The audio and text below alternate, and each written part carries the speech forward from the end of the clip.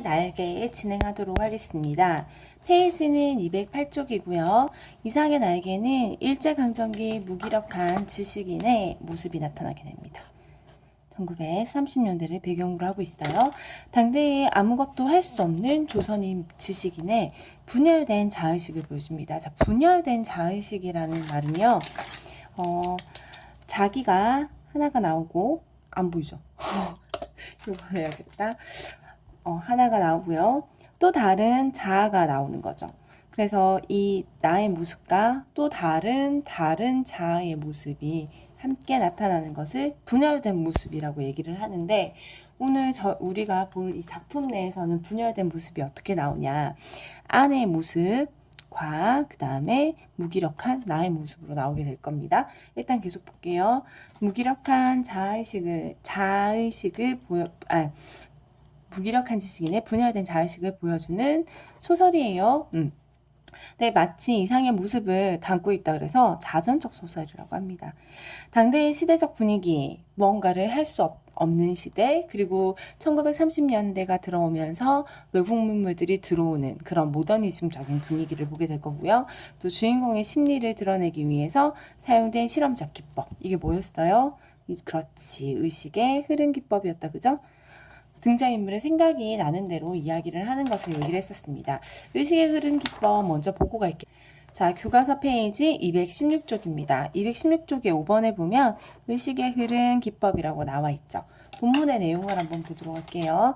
의식의 흐름 기법이란 심리소설에서 주로 나옵니다. 왜냐하면 사람의 심리를 잘 표현을 하거든요. 서술 기법 중에 하나예요. 작가가 직접적인 언급이나 해석이 없이 오로지 작중인물의 머릿속에 떠오르는 생각, 기억, 마음에 스치는 느낌을 써내려가는 것을 말합니다. 이런 의식의 흐름의 기법을 사용을 하게 되면요, 인과관계는 전혀 없어요. 원인과 결과가 불명확합니다. 다만 생각나는 대로만 그냥 쓸 뿐이에요.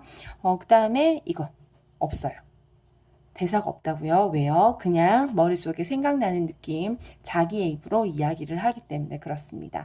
이 작품에서는 어떻게 나타나는지를 한번 볼게요. 자, 작품을 한번 들어가 보도록 하겠습니다. 페이지 209쪽입니다.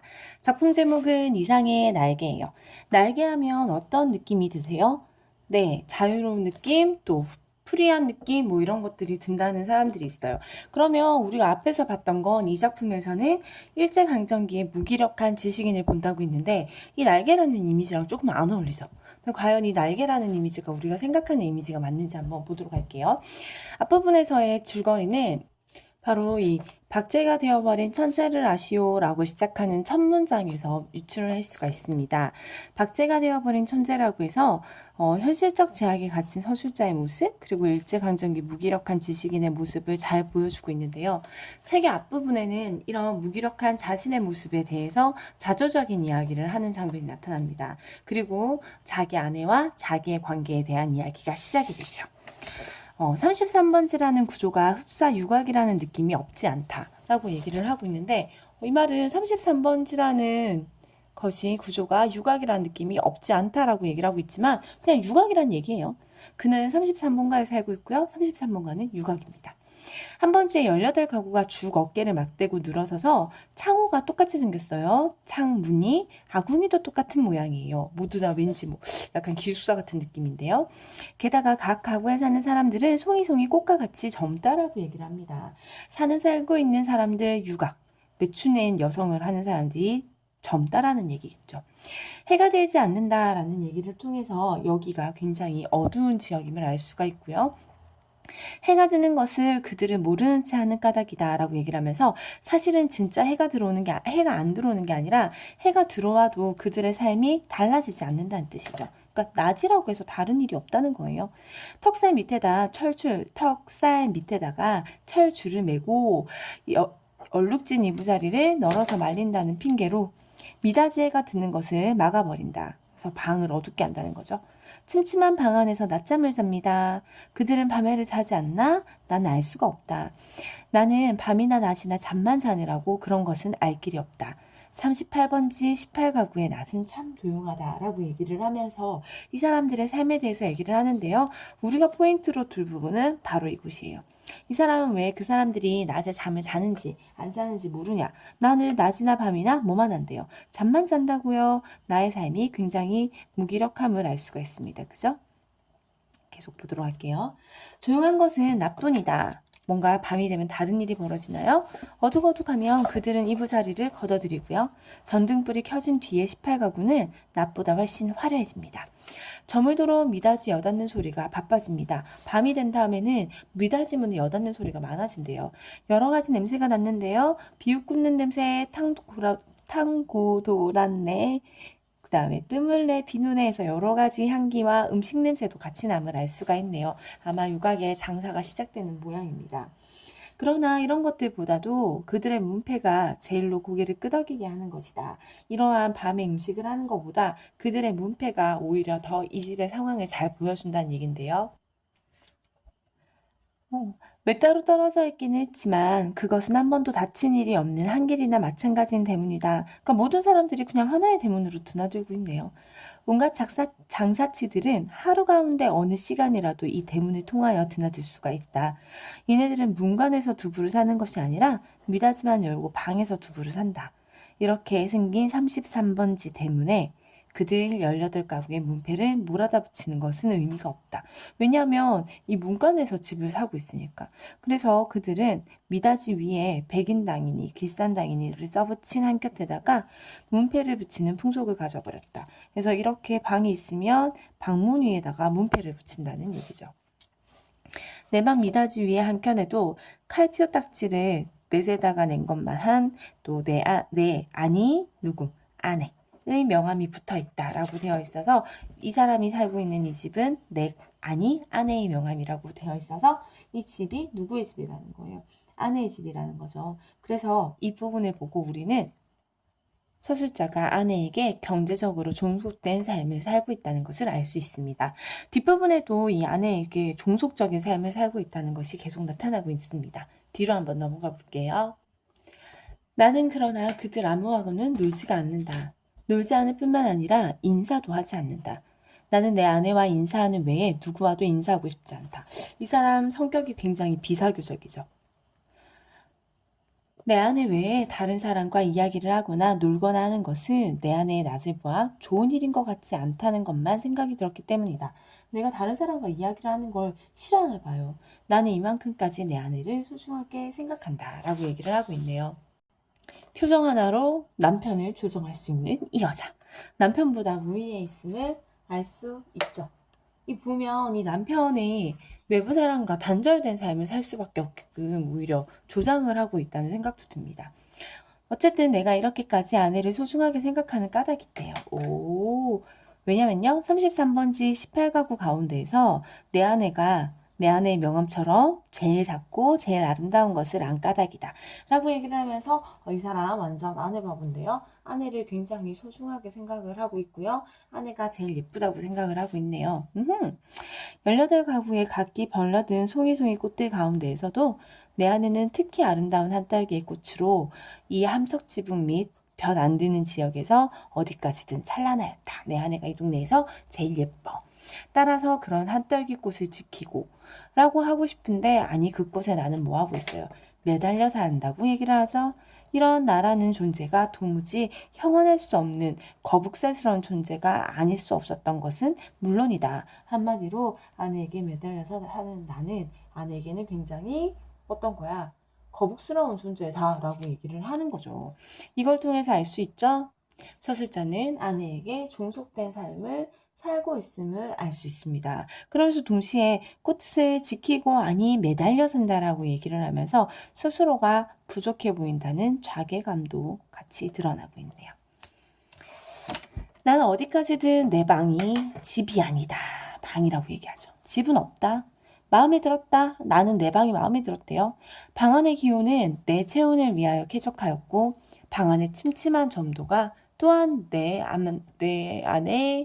나를 위하여 쾌적하였고 나는 내 방에서의 서늘한 방도 또 더 따뜻한 방도 희망하지 않았다. 난 내 방이 딱이라 이 얘기죠. 이 이상으로 밝거나 이 이상으로 아늑한 방 또한 원하지 않았다. 내 방은 나 하나를 위하여 요만한 정도를 그냥 꾸준히 지키는 것 같아 늘 내 방에 감사하였고 나는 또 이런 방을 위하여 이 세상에 태어난 것만 같이 즐거웠다라고 얘기를 하면서 방에서의 시간을 즐기고 있습니다.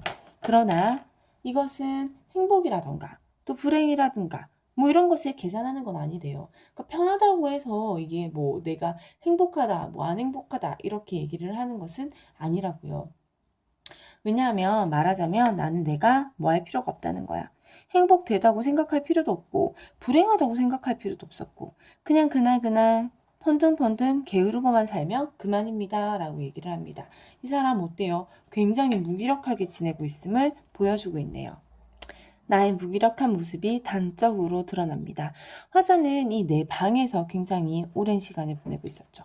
이 나의 방은 내가 가장 편안하게 느끼는 공간이라서 나는 내 방 밖으로 나가기를 원하지 않습니다. 그러다 보니까 이 방 안에서 스스로가 갇히게 되는데요. 나는 이 방에서 혼자 지내요. 그죠? 사회성이 결여되었어요.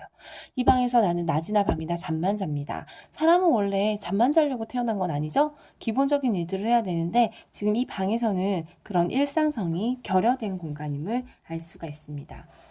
밑에 부분을 가서요. 나는 내 몸과 마음의 옷처럼 잘 맞는 방 속에서 뒹굴면서 축 처져 있는 것은 행복이니 불행이니 하는 그런 세속적인 계산을 떠난 나에게는 가장 편안하고 안일한 말하자면 절대적인 상태였고 나는 이런 상태가 좋다고 얘기를 하면서 자기는 그냥 이렇게 괜찮게 무기력하게 사는 게 나에겐 가장 좋습니다 라고 이야기를 하고 있네요. 이 절대적인 내 방은 대문간에서 떼어서 7째 칸이고요. 럭키세븐을 뜻하고요. 나는 7이라는 숫자를 훈장처럼 사랑했고요. 이런 이 방의 가운데 장지로 말미암아 2칸이 나누어져 있다는 것은 내 운명을 상징합니다. 라고 얘기하죠. 방이 2칸으로 나누어져 있대요.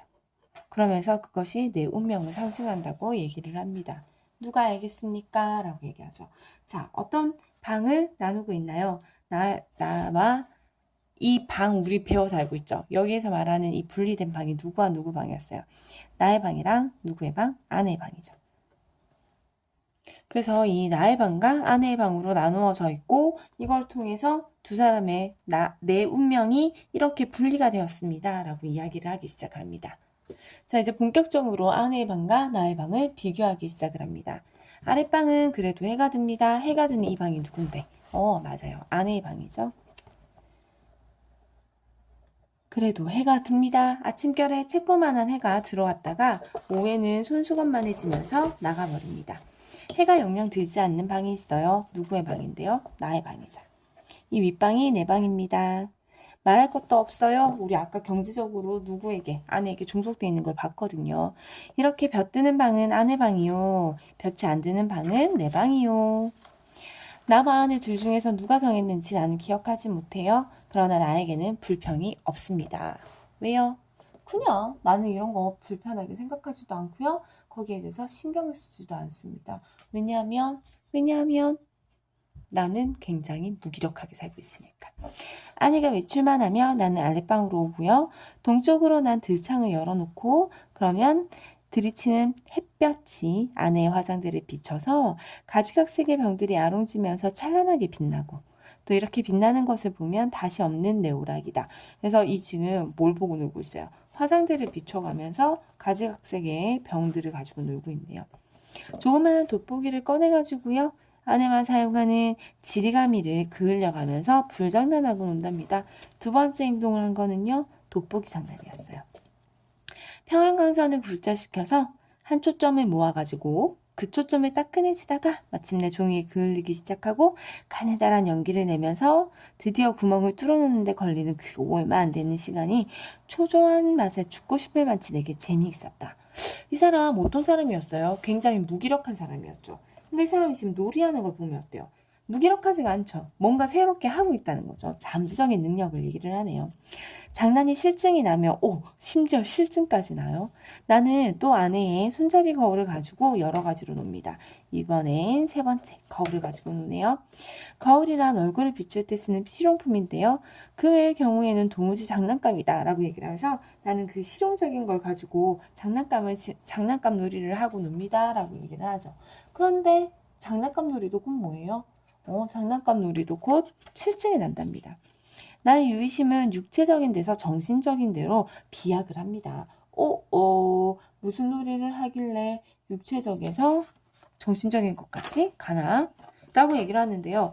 유의심, 놀이가요. 육체적인 데서 정신적인 데로 간다 그랬죠. 육체적인 게 아까 앞에서 말한 1, 2, 3이었어요. 화장대에 있는 걸 가지고 놀거나 돋보기를 가지고 놀거나 거울을 가지고 놉니다. 그러면 정신적인 비약은 어떤 게 있을까요? 거울을 내던지고 아내의 화장대 앞으로 가까이 가서 늘어놓고 있는 갖가지 화장품 병들을 봅니다. 그것들은 세상에서 무엇보다 매력적이고 나는 가만히 마개를 빼고 병뚜껑에 내 코를 가져다 대이고 숨죽은 듯 가벼운 호흡을 합니다. 이국적인 향기가 폐로 스며들면 나는 저절로 스르르 감기는 내 눈을 느낍니다. 확실히 뭘 느껴? 아내의 채취의 파편입니다. 나는 병마개를 맞고 생각을 해봐요. 아내 어느 부분에서 요 냄새가 났던가. 그러나 분명치가 않아요. 왜냐면 아내의 채취는 늘 요기조기에 가지각색 향기의 합치일 거니까 라고 얘기를 합니다.